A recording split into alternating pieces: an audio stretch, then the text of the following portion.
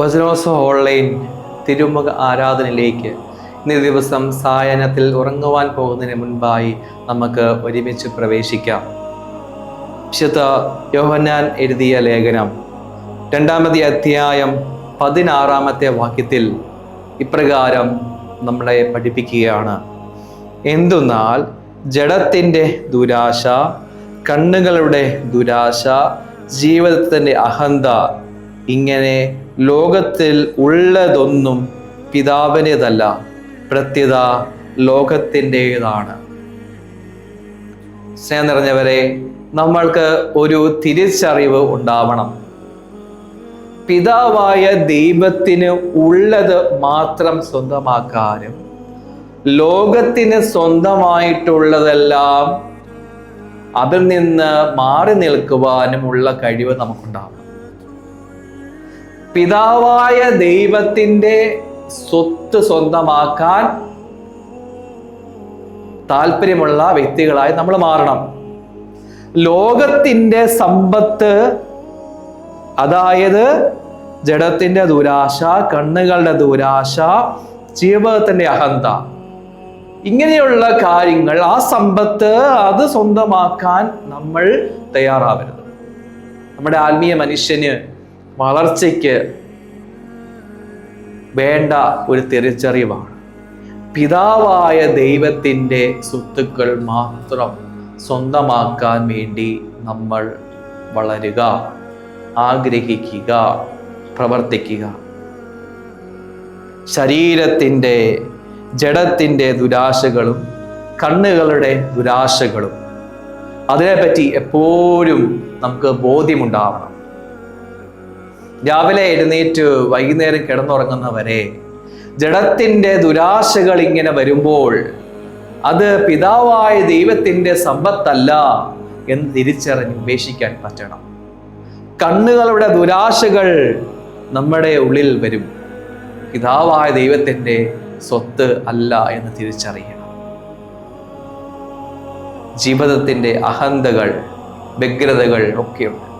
അതിങ്ങനെ മുറുകി വരുമ്പോൾ, മുറുകാനായിട്ട് തുടങ്ങുമ്പോൾ തിരിച്ചറിവുണ്ടാവണം, പിതാവായ ദൈവത്തിൻ്റെ സ്വത്തല്ല. നമ്മുടെ എല്ലാവരുടെയും ലക്ഷ്യം എന്താ? പിതാവായ ദൈവത്തിൻ്റെ സ്നേഹം നമുക്ക് അനുഭവിക്കണം എന്നുള്ളതാണ്.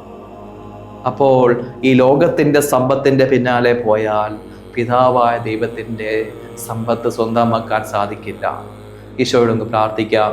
കർത്താവായ ഈശോയെ, അങ്ങയുടെ സമ്പത്ത്, വിശുദ്ധി, സ്വർഗം, അതൊക്കെ സ്വന്തമാക്കാൻ, വിശുദ്ധ കുർബാന വിശുദ്ധിയോടെ സ്വീകരിക്കുവാൻ അങ്ങ് തങ്ങൾക്ക് നൽകിയിട്ടുള്ള ഒത്തിരിയേറെ സമ്പത്തുകളുണ്ട്. വിശുദ്ധ കുർബാന, കുംഭസാരം, മാമോദീസ എന്ന കൂദാശ, സ്വർഗം, വിശുദ്ധി, ഈശോയെ പരിശുദ്ധ അമ്മ, കാവൽ മാലാഖമാർ, അങ്ങനെ ഒത്തിരിയേറെ സമ്പത്തുകൾ ഞങ്ങൾക്ക് നൽകിയിട്ടുണ്ട്. ഇതൊക്കെ സ്വന്തമാക്കാനായിട്ട് കൃപ തരണമേ. ലോകത്തിൻ്റെ സമ്പത്തുകളെ, ജഡത്തിൻ്റെ ദുരാശകൾ, കണ്ണിൻ്റെ ദുരാശകൾ, ജീവിതത്തെ പറ്റിയുള്ള അഹന്ത, ഇതെല്ലാം ഉപേക്ഷിച്ചുകൊണ്ട്, ആ സ്വത്തുക്കളെല്ലാം ഉപേക്ഷിച്ചുകൊണ്ട് അങ്ങ് നൽകുന്ന സമ്പത്തുകൾ സ്വന്തമാക്കാൻ കൃപ തരണമേ എന്ന് ഈശോയോട് പ്രാർത്ഥിക്കാം. ഒരു ഗാനത്തിന് ഇരടിയോട് ചേർന്ന് പാടി പ്രാർത്ഥിക്കാം.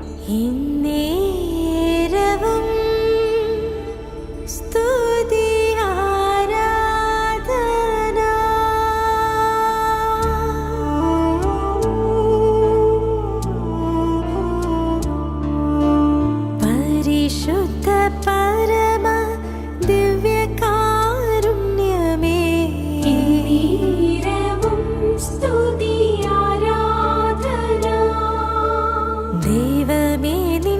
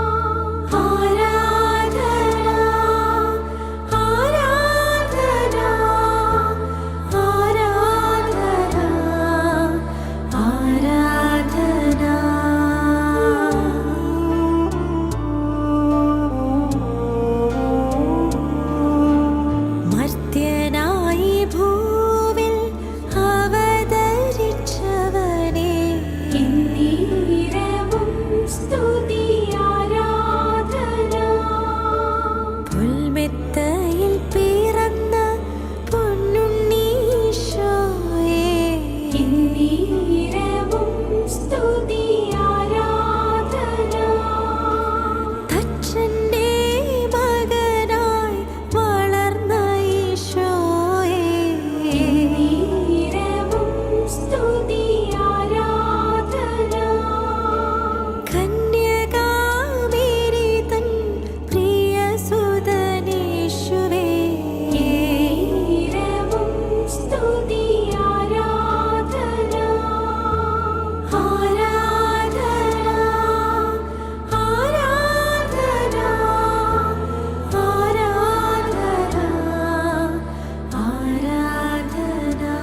സ്നേഹം നിറഞ്ഞവരെ, അപ്പം നമ്മൾ രാവിലെ എഴുന്നേൽക്കുമ്പോൾ നമ്മൾ ചെയ്യേണ്ട കാര്യം ഇതാണ്. ഒരു തിരിച്ചറിവ് ഉണ്ടാവണം, തരംതിരിക്കലുണ്ടാവണം. തിരിച്ചറിവ് ഉണ്ടാകണം, തരംതിരിക്കലുണ്ടാവണം. ജീവിതത്തിൽ രാവിലെ എഴുന്നേറ്റ് മുതൽ വരുന്ന പ്രവൃത്തികളെ പറ്റിയുള്ള തരംതിരിവ്, ചിന്തകളെ പറ്റിയുള്ള തരംതിരിവ് നമുക്കുണ്ടാവണം. അത് കണ്ണിൻ്റെ ദുരാശകളിലേക്ക് പോകുന്ന ചിന്തകളാണോ, ജഡത്തിൻ്റെ ദുരാശയിലേക്ക് പോകുന്ന ചിന്തകളാണോ, പ്രവൃത്തികളാണോ, തരംതിരിച്ച് നമ്മൾ അതിനെ അവഗണിക്കണം. ലോകത്തിൻ്റെ സമ്പത്ത് സ്വന്തമാക്കാൻ വേണ്ടിയുള്ള ചിന്തകളും പ്രവൃത്തികളും വാക്കുകളും ആണെങ്കിൽ അതിനെ വഴിതിരിച്ചു വിടുവാൻ നമുക്ക് സാധിക്കണം. അങ്ങനെ നമ്മൾ പരിശീലിക്കുമ്പോഴാണ് നമ്മുടെ ആത്മീയ മനുഷ്യൻ വളരുക. ഈ കൃപയ്ക്ക് വേണ്ടി ഈശോയോട് നമുക്ക് പ്രാർത്ഥിക്കാം. ഈശോയുടെ ആശീർവാദം നമുക്ക് സ്വീകരിക്കാം. പരിശുദ്ധ